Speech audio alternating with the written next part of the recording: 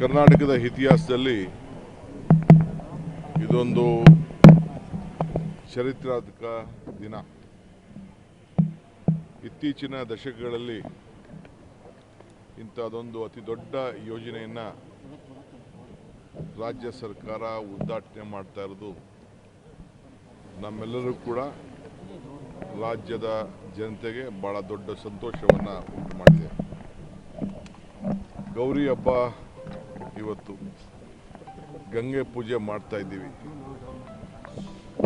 ಭಗೀರಥ ಪ್ರಯತ್ನ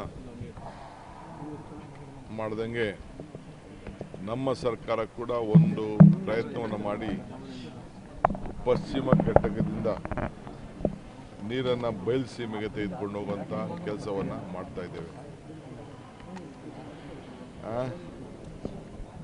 ನನಗೆ ನಮ್ಮ ಆಫೀಸರ್ ಒಬ್ಬರು ನೆನೆ ಹೇಳ್ತಾ ಇದ್ರು, ನಮ್ಮ ಮೋಹನ್ ರಾಜ್ ಅಂತ DC ಇದ್ದರು, ಅವ್ರು ಹೇಳ್ತಾ ಇದ್ರು, ಈ ಜಾಗದಲ್ಲಿ ಪ್ರಾರಂಭ ಮಾಡಬೇಕು ಅಂತ ಹೊರಟಾಗ ಒಬ್ಬ ಮಾಧ್ಯಮ ಸ್ನೇಹಿತರು ಇದೊಂದು ಎತ್ತಿನ ಹೊಳೆ, ಎತ್ತು ಕುಡಿಯೋಕ್ಕೆ ನೀರು, ಇಲ್ಲಿ ಹೆಂಗೆ ನೀರು ಬರ್ತದೆ, ನೀರು ಹೆಂಗೆ ತಗೊಂಡು ಹೋಗ್ತಾರೆ ಅಂತ ಪ್ರಶ್ನೆ ಕೇಳಿದ್ರು ಅಂತ ನನಗೆ ಹೇಳ್ತಾ ಇದ್ರು. ಇದು ನಾವು ಏನು ಸಾಧ್ಯ ಇಲ್ಲ ಅದನ್ನು ಸಾಧ್ಯವನ್ನು ಮಾಡೋಂಥ ಒಂದು ಛಲ, ಸಂಕಲ್ಪ, ಸ್ವಇಚ್ಛೆ, ರಾಜ್ಯ ಇಚ್ಛೆ ಇವೆಲ್ಲ ಕೂಡ ಇವತ್ತು ಮಾಡಿದ್ದೇವೆ. ಈ ಯೋಜನೆ ನಮ್ಮ ಪ್ರತಿಜ್ಞೆ ಕೂಡ ಆಗಿತ್ತು, ಸಂಕಲ್ಪ ಕೂಡ ಆಗಿತ್ತು, ನಮ್ಮ ಪ್ರತಿಜ್ಞೆ ಕೂಡ ಆಗಿತ್ತು ಅಂತ ಈಗಾಗಲೇ ನಾನು ಹೇಳಿದ್ದೇನೆ. ಪ್ರತಿಷ್ಠೆ ಕೂಡ. ಈ ಸಂಕಲ್ಪವನ್ನು ಈಡೇರಿಸಲು ಭಾಳ ಜನ ಸಹಕಾರ ಕೊಟ್ಟಿದ್ದಾರೆ. ಇದು ನಾನೊಬ್ಬನೇ, ನಾನಾಗಲಿ ಸಿದ್ದರಾಮಯ್ಯನವರು ಇಬ್ಬರದಲ್ಲ. ಇದು ಎಲ್ಲ ಅಧಿಕಾರಿಗಳು, ನೌಕರರು, ನಮ್ಮ ಡಿಪಾರ್ಟ್ಮೆಂಟ್ ಇಲಾಖೆಯವರು, DPR ಮಾಡಿದವರು, ಅಂದ ಕಾಲದಲ್ಲಿ ಪರಶಿವಯ್ಯನವರು, SM ಕೃಷ್ಣ ಅವ್ರ ಕಾಲದಲ್ಲಿ ಅದನ್ನು ಒಂದು ಪ್ರೆಸೆಂಟೇಷನ್ ಮಾಡಿದರು, ಆಗ ನಿಂತೋಯ್ತು. ಬೇರೆ ಬೇರೆ ಸರ್ಕಾರಗಳು ಪ್ರಾರಂಭ ಮಾಡಿದ್ರು, ನಿಂತೋಯ್ತು. ಆದರೆ ಸಿದ್ದರಾಮಯ್ಯನವರು ಅದನ್ನು ಒಂದು ದೊಡ್ಡ ತೀರ್ಮಾನ ಮಾಡಿ ವೀರಪ್ಪ ಮೊಯ್ಲಿಯವರು ಭಾಳ ಪುಷ್ ಮಾಡಿದ್ರು, ಅವ್ರಿಗೆ ಇದಾಗಲೇಬೇಕು ಅಂತ. MB ಪಾಟೀಲ್ ಅವರು ಮಂತ್ರಿ ಇದ್ದರು, ಆಗ ಇದು ಪ್ರಾರಂಭ ಆಯಿತು. ಇದು ನನಗೆ ಸಿಕ್ಕಿದ್ದೊಂದು ಭಾಗ್ಯ. ಇದು ನಿಂತೋಗಿತ್ತು, ಮಧ್ಯ ಬೇಕಾದಷ್ಟು ಅಡಚಣೆ ಇತ್ತು. ನಾನು ಇದನ್ನು ಇಂಪ್ಲಿಮೆಂಟ್ ಮಾಡಲಿಲ್ಲ, ನೀನು ಯಾರು ಇಂಪ್ಲಿಮೆಂಟ್ ಮಾಡೋಕ್ಕಾಗೋದಿಲ್ಲ ಇದನ್ನು ಫೈನಲ್ ಶೇಪ್ಗೆ ಅಂತೇಳಿ ಟಾಸ್ಕ್ ಫೋರ್ಸ್ ಮಾಡಿ ಇಲ್ಲಿ ಏನೇನು ಇಕ್ಕಟ್ಟುಗಳಿತ್ತು, ಏನೇನು ಸಮಸ್ಯೆ ಇತ್ತು ಅದನ್ನೆಲ್ಲ ಎದುರಿಸಿ ಫಾರೆಸ್ಟ್ ಇಲಾಖೆ, ಈ ಕೆಲವು ನಮ್ಮ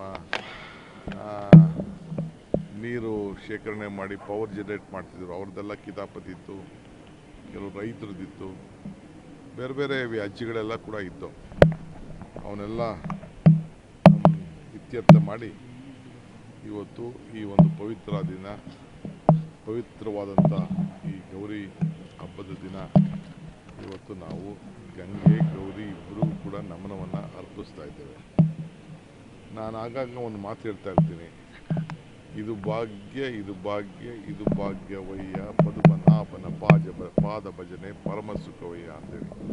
ಹಂಗೆ ನನಗೆ ಈ ಒಂದು ಅವಕಾಶ, ಜನರ ಸೇವೆ, ನಾಡಿನ ಸೇವೆ, ಸುಮಾರು 6657 ಹಳ್ಳಿಗಳು, 27 ತಾಲೂಕುಗಳು, 257 ಕೆರೆಗಳನ್ನು ತುಂಬಿಸುವಂಥ ಏನು ಒಂದು ಭಾಗ್ಯದ ಯೋಜನೆ ನನ್ನ ನೇತೃತ್ವದಲ್ಲಿ ಏನು ನಡೀತಾ ಇದೆ, ಇದು ಎಷ್ಟೇ ಕಷ್ಟ ಆದರೂ ಕೂಡ ಕಾರ್ಯರೂಪಕ್ಕೆ ತರುವಂಥ ಕೆಲಸ ಮಾಡ್ತಾ ಇದ್ದೇವೆ.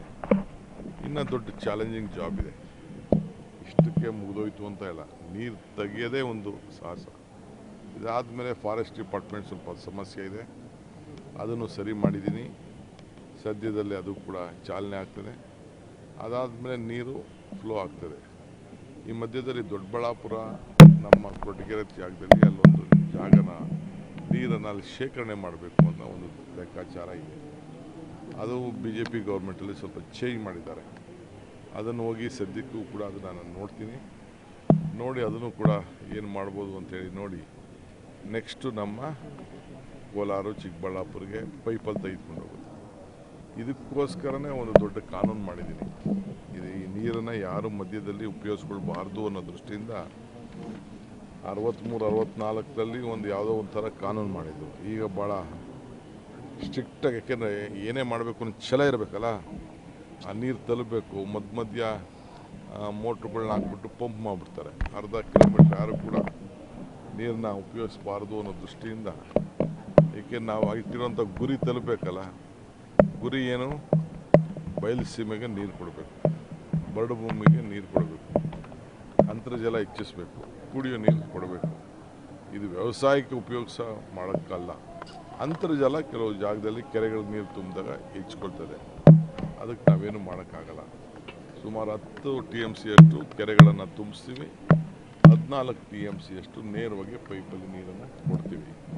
ಬೆಂಗಳೂರು ಗ್ರಾಮಾಂತರ, ಕೋಲಾರ, ಚಿಕ್ಕಬಳ್ಳಾಪುರ, ಸ್ವಲ್ಪ ಭಾಗ ರಾಮನಗರ, ಬೆಂಗಳೂರು, ಚಿಕ್ಕಮಗಳೂರು, ಹಾಸನ, ತುಮಕೂರು, ಇವೆಲ್ಲ ಕೂಡ ಈ ಯೋಜನೆ ಉಪಯೋಗಕ್ಕೆ ಬರ್ತದೆ.